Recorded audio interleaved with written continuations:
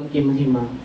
आने वाला समय आपके हाथ में देते और जैसा वचन वो हम देख रहे प्रभु, धन्यवाद देते खुदावंत यीशु। ओ प्रभु जी धन्यवाद देते, आने वाला समय आपके हाथ में देते हुए यीशु के नाम से आमेन। तो हम वचन देख रहे गए बार से, गए संडे से, प्रार्थना का उत्तर न मिलने के कारण। तो हमने गए संडे को 5 कारण हमने देखे थे। मुझे लगता है सुबह 5 कारण देखे थे और शाम को कितने कारण देखे थे? 2 लिखे थे सर। हाँ 2। कौन सा 2? तुम नहीं निकाले थे? क्या लिखे थे 2? जब परमेश्वर की आज्ञा को नहीं मानते तो परमेश्वर हमारी प्रार्थना को नहीं सुनता। दूसरी बात हमने देखा था, जब हम क्षमा नहीं करते किसी को तो भी परमेश्वर हमारी प्रार्थना को नहीं सुनता। ठीक है, आगे बढ़ते और बोलिएगा और बोलिए। परमेश्वर प्रार्थना का उत्तर न देने के कारण क्या हो सकते हैं? 2 हमने गए बात देखे थे, बोलिए तो हम देखें और क्या हो सकता है कि परमेश्वर हमारी प्रार्थना को सुनने नहीं सुनता। इसके कारण बोलो, हम प्रार्थना करते परमेश्वर हमारी प्रार्थना को नहीं सुनता, उसके कारण देख रहे और फिर हम देखेंगे कि साथ सुनेगा, वो भी हम देख रहे हैं। तो हमने देखा था सुबह जब हम देखे थे तो 5 देखे थे, 5 हमने 5 पॉइंट देखे थे। जब हम घमंड के कारण भी परमेश्वर हमारी प्रार्थना को नहीं सुनता। इसलिए जब मंदिर में वो 2 व्यक्ति जाते हैं, एक पारुषी रहता है, एक चुंगी लेने वाला, और दोनों प्रार्थना करने लगते। पारुषी इस प्रकार प्रार्थना करता है कि उस चुंगी लेने वाले जैसा मैं नहीं हूँ, उसके जैसा मैं नहीं हूँ, और उसके जैसा मैं पापी नहीं हूँ। मैं प्रभु तो धन्यवाद देता और मैं फास्टिंग हफ्ते में 2 बार उपवास भी करता, अपना कमाई का दशवांश भी देता, और इस प्रकार वो प्रार्थना करने लगता है। और चुंगी लेने वाला वो अपना छाती पीट के प्रार्थना करने लगता है कि मुझ पापी पर दया करना, मुझ पापी पर दया करना। और बाइबल कहती है परमेश्वर उस पारुषी की प्रार्थना को नहीं सुनता, पर इस चुंगी लेने वाले की प्रार्थना को सुनता है।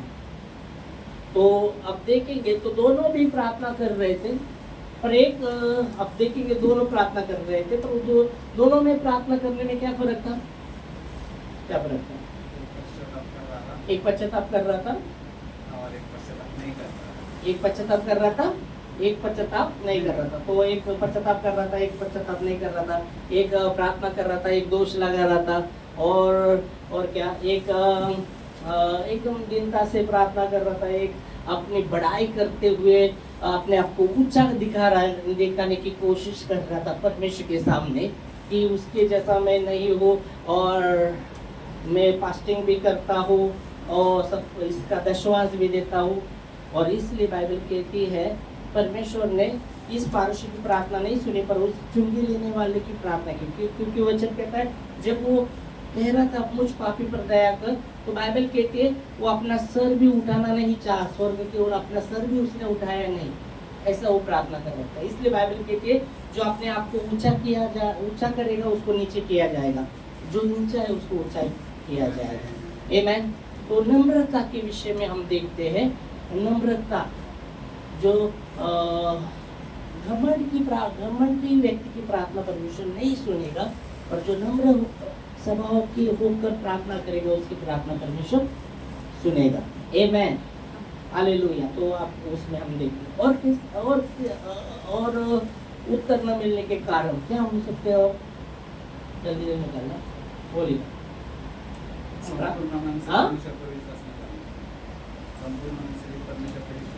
प्रार्थना कर रहे पर विश्वास कर रहे कम ज्यादा मतलब संदेह बोलो ना उसमें। तो ओके तो संदेह जब करते तो परमेश्वर प्रार्थना नहीं सुनता। प्रार्थना कर रहे पर उसमें आप संदेह कर रहे तो परमेश्वर आपकी प्रार्थना को नहीं सुनेगा। वचन हम देखेंगे, याकूब कहता है, याकूब 1:6 में, विश्वास से मांगे और उसमें संदेह न करे। क्योंकि संदेह करने वाला उस लहर के समान है जो हवा से बहती और उछलती है। अब पढ़ेंगे याकूब 1:6 में वो कहता है, याकूब कहता है विश्वास से मांगे और संदेह ना करे। संदेह करने वाला उस लहर के समान है जो हवा से बहती और उछलती है। पढ़ो। पर विश्वास से मांगे संदेह न करे। क्या बोल रहा है रोचन? पर विश्वास से मांगे और कुछ भी संदेह ना करे, क्योंकि संदेह करने वाला समुद्र की लहर के समान। संदेह करने वाला उस समुद्र की लहर के समान है जो हवा से बहती और उछलती। हवा से बहती और उछलती है। इसलिए बाइबल याकूब कहता है कि विश्वास से मांगे और कुछ संदेह ना करे। विश्वास से मांगे, कुछ संदेह ना करे। जब हम संदेह करते, प्रार्थना कर रहे हैं और संदेह कर रहे हैं उसमें, तो हमारी प्रार्थना को परमेश्वर नहीं सुनता। और उस व्यक्ति का उपमा दिया है उसने, वो समुद्र के लहर के समान है। वो व्यक्ति समुद्र के लहर के समान है जो हवा से बहती और उछलती है। इसलिए जब हम प्रार्थना करना है तो विश्वास के साथ प्रार्थना करना है, उसमें संदेह नहीं करना चाहिए। समझ में आया? जब हम संदेह करते तो परमेश्वर हमारी प्रार्थना को नहीं सुनता। उदाहरण के लिए यीशु मसीह ने खुद कहा, यीशु मसीह ने मरकुस 11:24 में कहा कि जो भी प्रार्थना में मांगा है प्रतीति करो, मिला तब तुम्हें वो प्राप्त होगा। जो भी मैं तुमसे सच कहता हूँ, जो भी तुमने प्रार्थना में मांगा है प्रतीति करो, वो तुम्हारे लिए हुआ, तब वो प्राप्त होगा। हम पढ़ेंगे मरकुस। इसलिए मैं तुमसे कहता हूँ कि जो कुछ तुम प्रार्थना करके मांगो, जो कुछ तुम प्रार्थना करके मांगो तो प्रतीति कर लो। अभी यहाँ संदेह के विषय में नहीं बात कर रहे, याकूब इसलिए बोलते हैं विश्वास से मांगे और संदेह ना करे। ओके, और यहाँ यीशु मसीह कहता है मैं तुमसे इसलिए कहता हूँ कि जो भी तुमने प्रार्थना में मांगा है तो प्रतीति कर लो। प्रतीति के विषय में बात कर रहा है, संदेह के विषय में बात नहीं कर रहा है यीशु मसीह। जो भी प्रार्थना में मांगा है प्रतीति करो, तुम्हें मिल गया। वो तुम्हें मिल गया। अभी वो प्राप्त नहीं हुआ है, याद रखिएगा। जो भी आपने प्रार्थना में मांगा है आपको प्रतीति करना पड़ेगा, आपको उसे स्वीकारना। प्रतीति करना मतलब उसको स्वीकारना पड़ेगा, तभी वो आपको प्राप्त होने वाला है। जब तक आप प्रार्थना कर रहे हैं और प्रतीति नहीं कर रहे तो आपको नहीं मिलने वाला, हो नहीं होने वाला आपके लिए। आपको प्रतीति करना पड़ेगा। जब प्रार्थना में मांगा है प्रतीति करना पड़ेगा कि हाँ मेरे लिए हुआ है, मिला है। अभी मिला नहीं पर प्रतीति आपको करना पड़ेगा। विश्वास का अर्थ क्या है? आशा की हुई वस्तु का निश्चय और अनदेखी वस्तु का परिणाम है। विश्वास का अर्थ आशा, इब्रानियों 11:1 में लिखा गया है विश्वास का अर्थ आशा की हुई वस्तु का निश्चय और अनदेखी वस्तु का परिणाम है। ओके, तो यहाँ भी आप जब यीशु मसीह कहते हैं ना, इसलिए मैं तुमसे कहता हूँ कि जो भी तुम्हें प्रार्थना में मांगा है प्रतीति करो, प्रतीति करो। बहुत लोग है ना प्रार्थना में मांगते प्रतीति नहीं करते। उनको लगता है प्रार्थना में मांगा है, जब हमारे जीवन में हो जाएगा तब प्रेज गॉड, प्रभु को गवाही देंगे जब हो जाएगा। पर प्रतीति करना, यहाँ यीशु मसीह खुद कहते हैं, यीशु मसीह खुद कहते हैं कि आपको प्रतीति करना पड़ेगा। जो भी तुमने प्रार्थना में मांगा है आपको प्रतीति करना पड़ेगा। इसलिए आपको कहता है विश्वास से मांगे, संदेह ना करें। यीशु मसीह कहते हैं जो भी प्रार्थना में मांगा है प्रतीति करो। क्या प्रतीति करो? क्या प्रतीति कर लो कि तुम्हें मिल गया। मिल गया मतलब अभी मिला नहीं है, मिला नहीं, याद रखिएगा। पर प्रतीति करो वो मिल गया और तुम्हारे लिए हो जाएगा, फिर तुम्हारे लिए हो जाएगा। जब तक आप प्रतीति नहीं करते तब तक नहीं होने वाला वो। आपको प्रतीति करना पड़ेगा। आप बीमार है, आप बहुत बार समय से बीमार है, आप प्रार्थना कर रहे पर आप प्रतीति नहीं करते तो आप चंगे कैसे होगे? नहीं होगे। आपने प्रार्थना किया है और आपको प्रतीति करना पड़ेगा आपके शरीर में वो चंगाई को। हाँ प्रभु आपने चंगाई दिया, तब हो जाएगा। वचन कहता है आप प्रार्थना कर रहे पर प्रतीति नहीं कर रहे तो नहीं होने वाला, वो बात नहीं होने वाला। आपको प्रतीति करना पड़ेगा। वैसे ही कुछ परिस्थिति हो सकता है, आप प्रार्थना कर रहे, वो परिस्थिति बदल रहा नहीं। आपको प्रार्थना में मांगा है तो आपको प्रतीति करना पड़ेगा। ओ कि हाँ प्रभु, वो परिस्थिति को आपने बदल दिया है, अभी तो सामने है वो परिस्थिति, पर प्रतीति करना पड़ेगा। हाँ, वो परिस्थिति बदल गई है, तब वो जाने वाला है। आमीन। समझ में आ रहा है? पर जब हम प्रार्थना करते उसमें संदेह करते, होगा नहीं होगा और कब होगा, बहुत सवाल उस पर रहेंगे, तो कैसे प्राप्त होगा? नहीं प्राप्त होगा, नहीं होगा। तो आपको और मुझे क्या करना पड़ेगा? प्रतीति करना पड़ेगा, तब हमारे लिए हो जाएगा। आमीन। यीशु मसीह ने उस पक्षघाती मनुष्य का, उठ अपनी बाज लेके चल फिर। अभी बाइबल कहती है उसको जब लाया गया था तो 4 लोगों ने लाया था ना। हाँ, जब घर में देख रहे तो जगह नहीं था, भीड़ बहुत था। घर में यीशु मसीह थे, उस घर में यीशु मसीह थे, परमेश्वर का वचन बता रहे थे, और भीड़ के कारण वो पूरा घर भरा था। तो वो लोग ऊपर से जाकर उसको नीचे छोड़ते, और जब उसके सामने आया तो यीशु मसीह ने उसको कहा, ढाढ़स बांध, तेरे पाप की क्षमा हुई है। और फिर बाद में जब ऐसा यीशु मसीह कहते तो सब शास्त्री पारूशी कहते, अरे मन में सोचते ये तो दुर्भाषण कर रहा है, क्योंकि पाप की क्षमा सिर्फ परमेश्वर को है, ये कैसा बात कर रहा है। तो यीशु मसीह उनके मन के विचार को जानकर क्या सहज है, क्या कहना सहज है, फिर भी वो कहता है मनुष्य के पुत्र को पाप क्षमा का अधिकार है। और तुरंत उसको कहता है, उठ अपने बाज लेके चल फिर। जब उसने शब्द बोला, अभी वहां हो सकता था जब शब्द बोला कि उठ बाज लेके चल, वो बोलता था मैं तो, मेरे हाथ पाँव काम नहीं करते, मेरे हाथ पाँव में लकवा मारा हुआ है और मैं कैसे उठ कर चलूं। पर उसने प्रतीति किया, मुझे लगता है जब उसने कुछ तो हालचाल किया रहेगा, प्रतीति, हाँ प्रभु ने बोले ना मैं करता, और जब उसने किया रहेगा तो उसके शरीर में तब सामर्थ्य आया रहेगा, और फिर वो उठा और बाज लेके चलने लगा। Amen, hallelujah, praise God, hallelujah,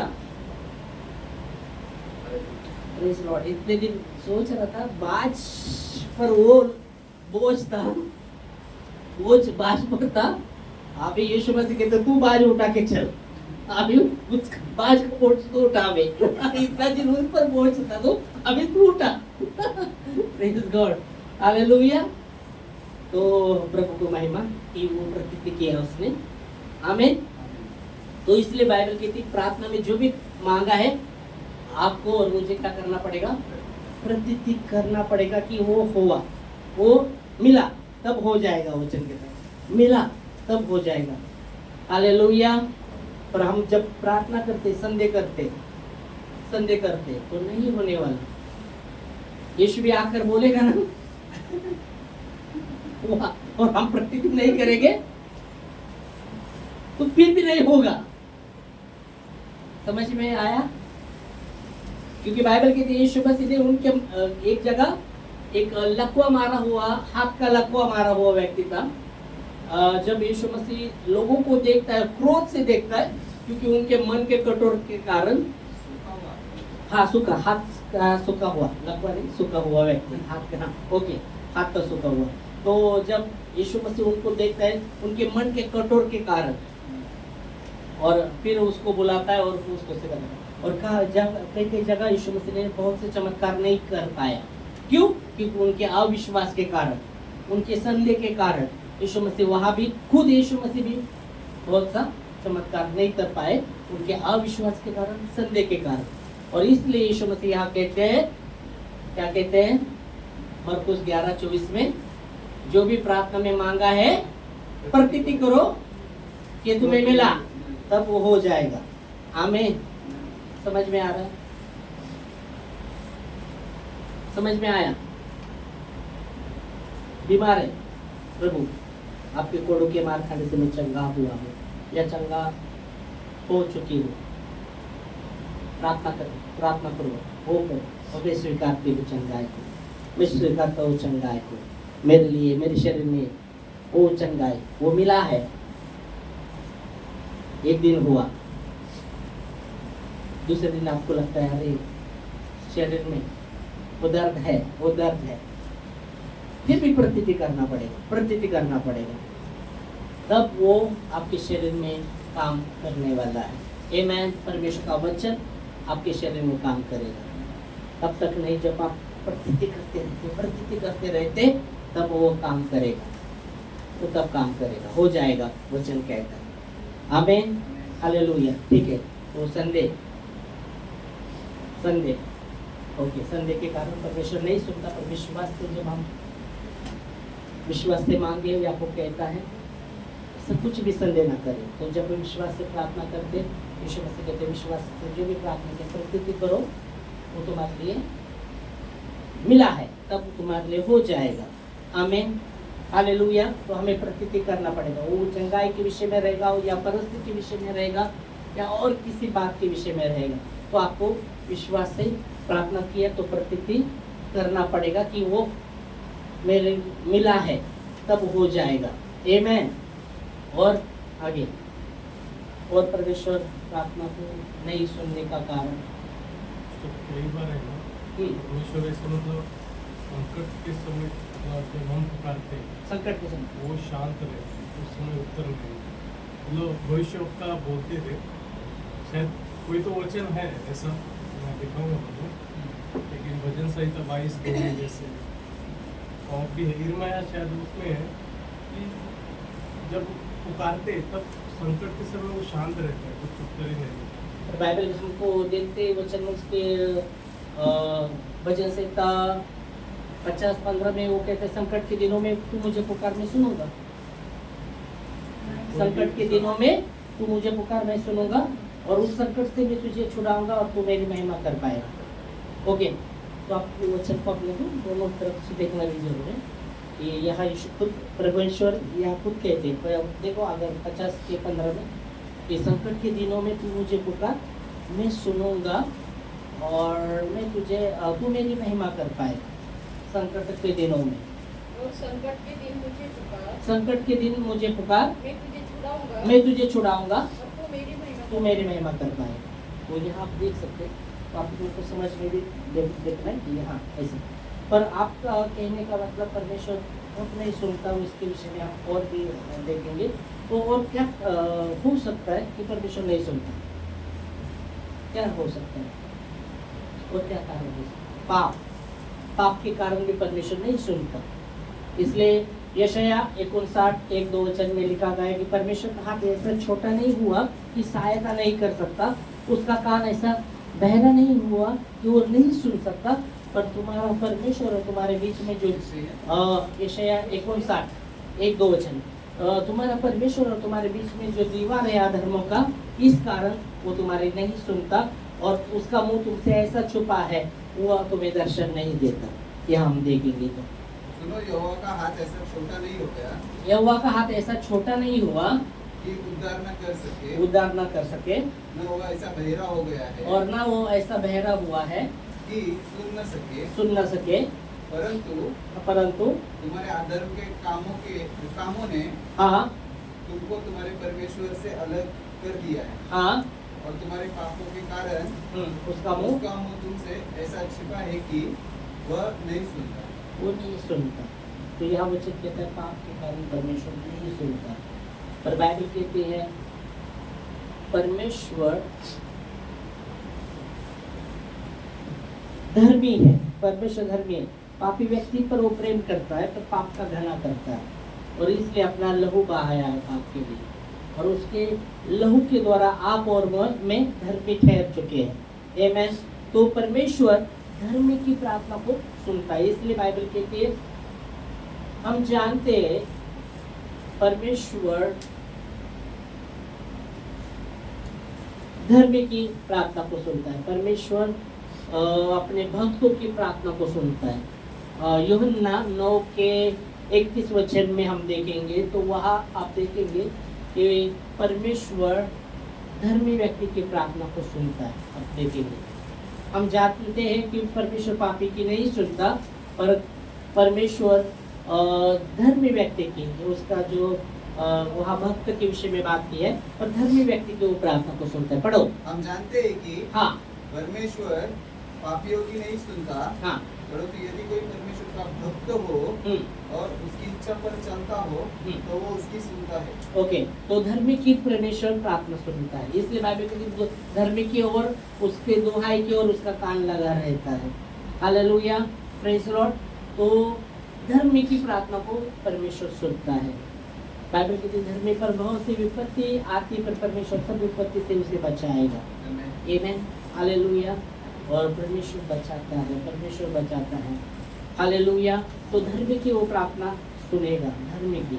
और इसलिए हम देखते हैं यीशु मसीह के लहू के द्वारा आप और मैं धर्मी हो चुके हैं, क्योंकि दावीद राजा कहता है कि मेरे धर्म के काम तो परमेश्वर के सामने कैसे हैं, कैसे हैं?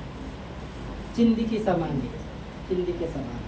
पर यीशु मसीह के लहू के द्वारा परमेश्वर ने आपको और मुझे धार्मिकता दी है।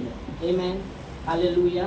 तो पाप के कारण परमेश्वर नहीं सुनता, पाप के कारण परमेश्वर नहीं सुनता। इसलिए हमने यह वचन देखा, क्योंकि उसका कान ऐसा बहरा नहीं हुआ कि वो उद्धार न कर सके, उसका हाथ ऐसा छोटा नहीं हुआ कि वो सहायता न कर सके। तो वहाँ वचन कहता है तुम्हारे और तुम्हारे परमेश्वर के बीच में जो अधर्म का दीवार है, उस कारण वो नहीं सुनता, वो तुम्हारे पाप के कारण उसका मुंह तुमसे ऐसा छुपा है।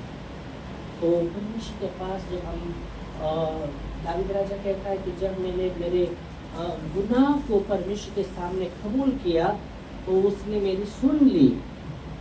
भजन संहिता 32 के 5 में लिखा है। अगर 32 के 5 में हम देखें तो वो कहता है, देखो 32 के 5 में कैसा लिखा, जब मैंने अपना पाप तुझ पर प्रकट किया, जब मैंने अपना पाप तुझ पर प्रकट किया और अपना अधर्म न छिपाया, अपना अधर्म न छुपाया, और कहा हाँ मैं यहोवा के सामने अपने अपराधों को मान लूंगा, हाँ तब तूने मेरे अधर्म और पाप को क्षमा कर दिया। हाँ, ओके। तो वो वचन कहता है कि जब मैंने अपना पाप को कबूल किया, अधर्म को छुपाया नहीं, तो उसने मुझे मेरे अपराध को उसने क्षमा किया, मतलब मेरी प्रार्थना को उसने सुना। Hallelujah, praise Lord. तो आज हम क्या देख रहे हैं? 3 पॉइंट आप देखें, क्या पॉइंट देखे आज? पाप, उसके हाँ, घमंड, घमंडी व्यक्ति की प्रार्थना को परमेश्वर नहीं सुनता। दूसरा हमने देखा संदेह, जब हम संदेह करते हैं तो उस प्रार्थना को सुना नहीं जाता। और तीसरी बात हम देखते हैं अभी, मतलब 6 बातें, अभी 3 तो पहले हुए थे, अभी ये तो पाप के कारण परमेश्वर नहीं सुनता। पर बाइबल कहती है 1 यूहन्ना 1:9 में लिखा है, यदि हम अपने गुनाह को मान लेते हैं तो हमें सब वो अधर्म से शुद्ध करने में विश्वास योग्य और धर्मी है। 1 यूहन्ना 1:9 में लिखा गया है। 1 यूहन्ना की पहली पत्री, पहला अध्याय 9 वचन। एक ही वचन लेंगे, फिर हम प्रार्थना करेंगे। यदि हम अपने पापों को मान ले, यदि हम अपने पापों को मान ले तो वह हमारे पापों को क्षमा करने वो हमारे पापों को क्षमा करने और हमें सब अधर्म से शुद्ध करने में सब अधर्म से शुद्ध करने में विश्वास योग्य और धर्मी है। आमीन, हालेलुया, प्रेज गॉड। यदि हम अपने गुनाह को मान लेते हैं तो बाइबल कहती है वो हमारे सब अधर्मों से शुद्ध करने में विश्वास योग्य और धर्मी है। आमीन, हालेलुया। तो इस समय हम खड़े होंगे प्रार्थना में और प्रभु को धन्यवाद देंगे, उसके वचन के लिए हम धन्यवाद देंगे। हालेलुया। और इस समय हम आज जो 3 पॉइंट हमने देखे हैं, हमें परमेश्वर के सामने नम्र होकर प्रार्थना करनी है, नम्र होकर प्रार्थना करनी है, क्योंकि परमेश्वर का वचन कहता है नम्र व्यक्ति पर वो अनुग्रह करता है, अनुग्रह पर अनुग्रह करता है, पर घमंडी का वो विरोध करता है। तो हमें नम्र बनना है परमेश्वर के सामने। ओ धन्यवाद देते हैं ओ प्रभु जी आपके वचन के लिए। वो हम प्रार्थना में विश्वास से मांगे और संदेह ना करें। आपको कहता है विश्वास से मांगे, संदेह ना करें, क्योंकि संदेह करने वाला उस समुद्र के लहर के समान है जो हवा से बहती और उछलती है। तो हमें विश्वास से मांगना। इसलिए यीशु मसीह ने कहा ओ जो भी तुमने प्रार्थना में मांगा है प्रतीति करो, वो मिला है तब तुम्हारे लिए हो जाएगा।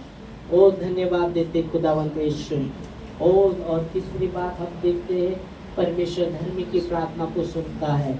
और इसलिए वचन में लिखा गया है, यदि हम अपने गुनाह को मान लेते हैं तो हमें सब अधर्मों से शुद्ध करने में वो विश्वास योग्य और धर्मी है। तो धन्यवाद देते खुदावंद यीशु आपके वचनों के लिए। ओ धन्यवाद देते हैं, आपके सम्मुख हम आते हैं रचा। ओ प्रभु जी धन्यवाद देते खुदावंद यीशु, ओ आपके वचनों के लिए। तू है महान सर्वशक्तिमान, तू ही है मेरे जीवन का संगीत। तू है महान सर्वशक्तिमान, तू ही है मेरे जीवन का संगीत।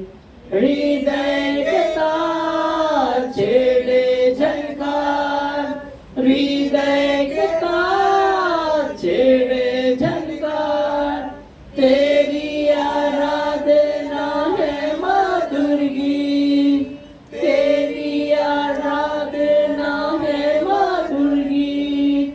जीवन से मेरे तू महिमा पाए, एक ही कामना करूं, पाप क्षमा कर जीवन दे दे, दया की याचना करूं, तेरी आराधना करूं, तेरी आराधना करूं, पाप क्षमा कर जीवन दे दे, दया की याचना करूं, तेरी आराधना करूं। पतित जीवन में ज्योति जला दे, तुझ पर लगी है आशा मेरी। पापों में तन को दूर हटा दे, पापों में तन को दूर हटा दे, पूर्ण हो अभिलाषा मेरी, पूर्ण हो अभिलाषा मेरी।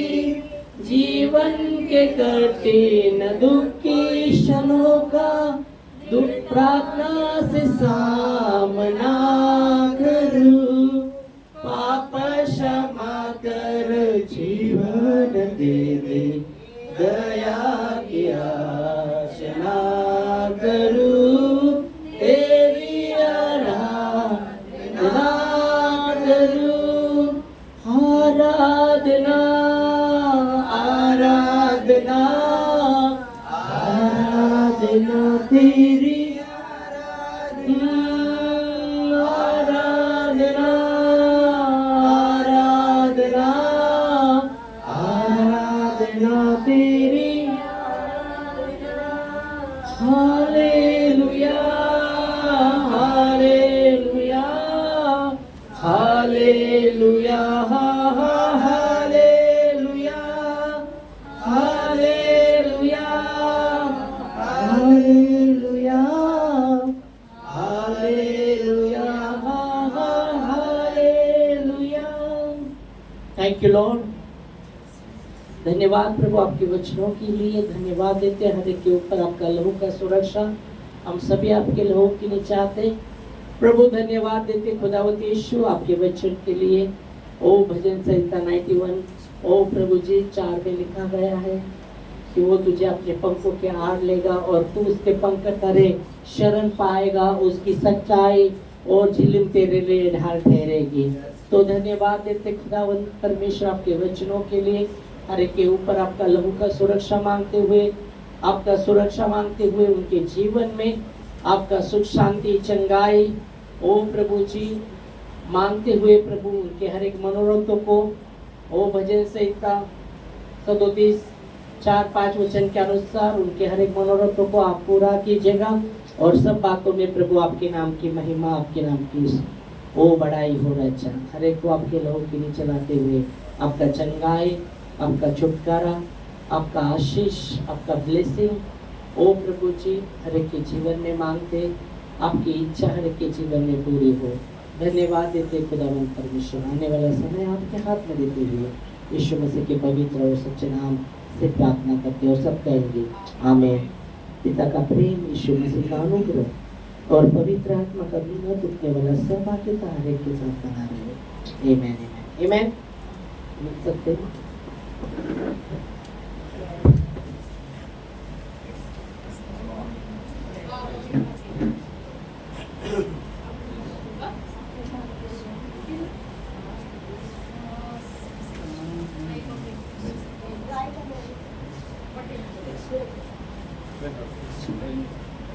Right.